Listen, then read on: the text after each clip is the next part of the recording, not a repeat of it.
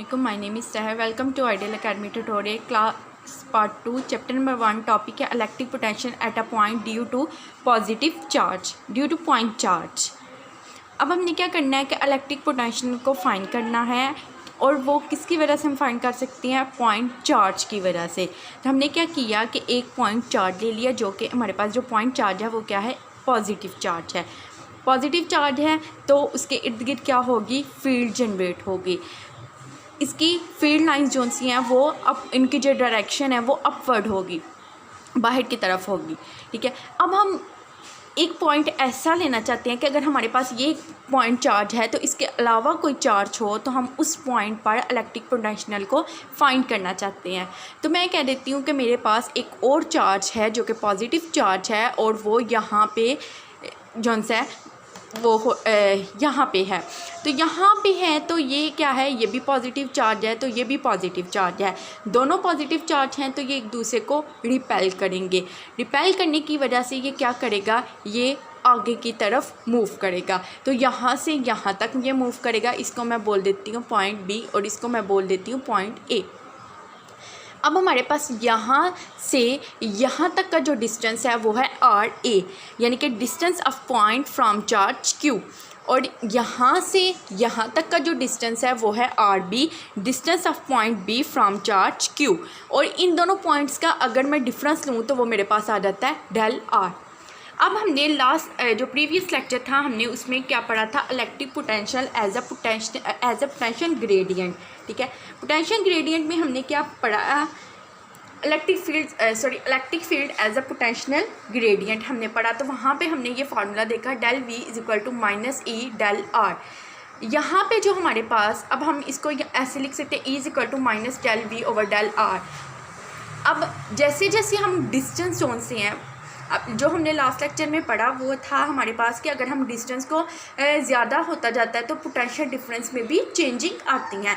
इसी तरह हमने क्या किया, अगर हमारे पास जोन सा डिस्टेंस है वो ज़्यादा होता जाएगा तो हमारी जो फील्ड है वो क्या डिक्रीज़ होती जाएगी, क्योंकि दोनों के दरमियान इन्वर्स रिलेशन है।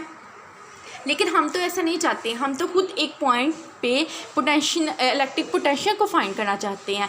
हम तो चाहते हैं हमारी फील्ड उसी में रहे और जो चार्ज है वो क्या करता है? मूव करता रहे।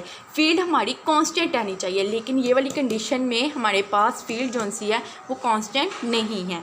अब हमने क्या कर लिया कि अकॉर्डिंग टू फिगर, इस फिगर को हमने देखते हुए क्या कर लिया? R B is equal to R A plus del are.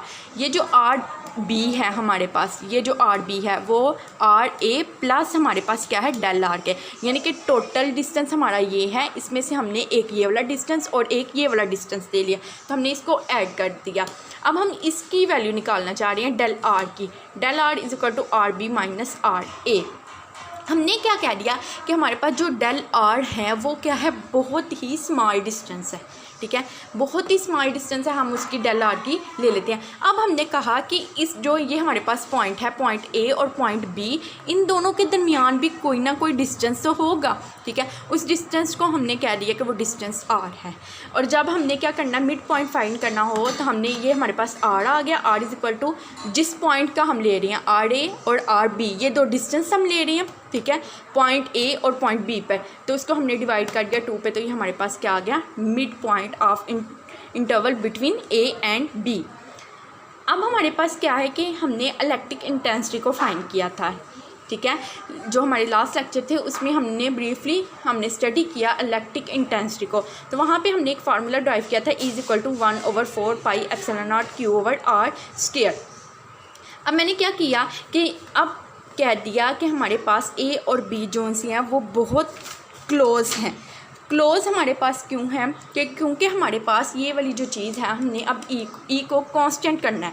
ई को कांस्टेंट करने के लिए हमने ये कह दिया कि हमारे पास दो पॉइंट्स हैं ए और बी, और वो बहुत क्या है? आपस में क्लोज्ड हैं। ठीक है, जिसकी वजह से हमारे पास जो ई जोन सा है वो नियरली कांस्टेंट हो जाएगा इन दोनों पॉइंट्स के दरमियान। तो हमने क्या किया, R over R A is equal to R B over R. ठीक है, अब हमारे पास ये जो आर ए और आर बी है, ठीक है, और ये हमारे पास क्या है? डिस्टेंस जोन सा है वो आ जाएगा आर। अब आर जोन से है वो हमारे पास डिस्टेंस बड़ा है आर ए से, तो ये ऊपर आ जाएगा। आर बी का डिस्टेंस बड़ा है तो वो ऊपर चलेगा, ऊपर होगा और ये नीचे होगा। अब दोनों को हमने क्रॉस मल्टीप्लिकेशन करवाई तो R square is equal to R A R B आ जाएगा। अब इसी वैल्यू को मैं इसमें पुट कर देती हूँ आर की जगह, तो मेरे पास आ जाएगा आर ए आर बी आ जाएगा।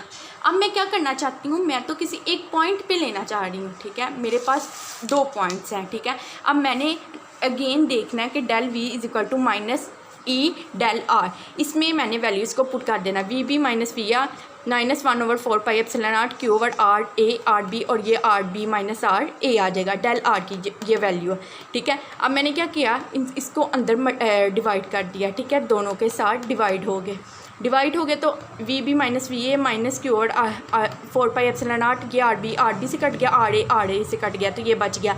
अब मैंने क्या किया, ये जो नेगेटिव चार्ज था इसको दूसरी तरफ ले गई, तो ये यहाँ पे नेगेटिव हो गया। यहाँ पे नेगेटिव होने की वजह से वी बी नेगेटिव हो गया और वी ए पॉजिटिव हो गया, ठीक है।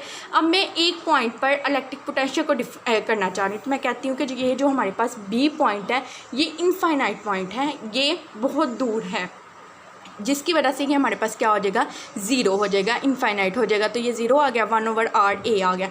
तो V A is equal to 1/4 pi epsilon naught Q over R A आ जाएगा। अगर हम जनरल की बात करें तो हमारे पास क्या आता है, पोटेंशियल डिफरेंस हम लेते हैं एट अ डिस्टेंस r पे, तो V R is equal to 1/4 pi epsilon naught Q over R. तो ये था हमारा आज का टॉपिक। इसमें आपको किसी भी चीज़ की समझ ना आई हो तो कमेंट बॉक्स में पूछ सकते हैं। हमारे चैनल को सब्सक्राइब करें नेक्स्ट वीडियोज़ के लिए। Thanks for watching my video.